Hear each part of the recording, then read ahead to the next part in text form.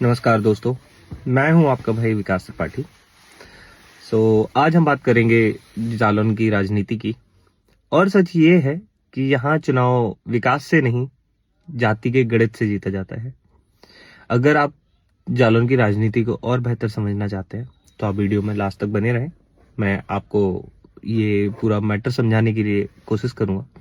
सबसे पहले ये समझिए, जालौन की जो लोकसभा सीट है वो एससी के लिए आरक्षित है और यहाँ करीब 30 से 35% वोट दलित समाज का है, जिसमें जाटव, अहिरवार, कोरी, वाल्मीकि ये सारे वोट्स काउंट होते हैं। उसके अलावा ये जो दलित वोट है ये यहाँ का पूरा समीकरण बदल देता है, क्योंकि दलित वोट सारा एक जगह नहीं जाता है।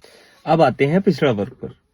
तो पिछड़ा वर्ग के जो वोट है, जैसे यादव, लोधी, कुर्मी, निषाद, ये सारे लोग जालौन में की राजनीति में एक बहुत बड़ा अहम रोल अदा करते हैं और ये यहाँ पर किंग मेकर है। अगर एससी वोट बढ़ गया है, अगर दलित वोट बढ़ गया है, तो दूसरा नंबर पर आते हैं हमारे जो ओबीसी वोट्स, उनका फैसला अहम माना जाता है। सवर्ण संख्या में भले ही कम है, पर पैसा, राजनीति, संगठन में आज भी मजबूत है। जालौन की राजनीति में सवर्णों का भी काफी अहम योगदान रहता है।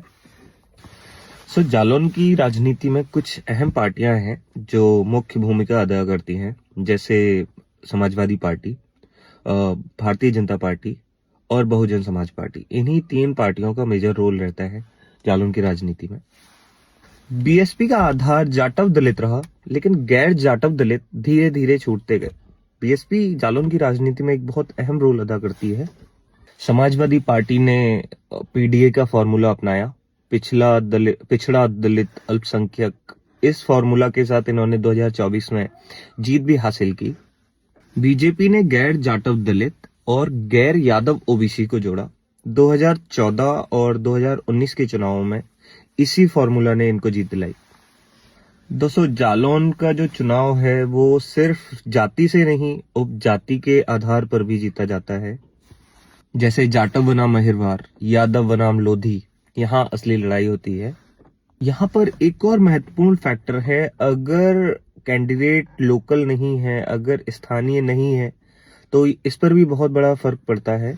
इन सारी चीजों के आधार पर हम एक चीज तो बोल सकते हैं कि जालौन की जनता बहुत ही समझदार है, जो कैंडिडेट को ना ही जाति, ना ही उपजाति, ना ही स्थानीय चेहरे के आधार पर देखती है, बल्कि इन तीनों के साथ जोड़कर एक कॉम्बिनेशन बना के अपना वोट भेजती है किसी भी पार्टी को। विचारधारा बाद में आती है, समीकरण पहले। जो इन तीनों को साथ लेता है वही जालौन जीत लेता है।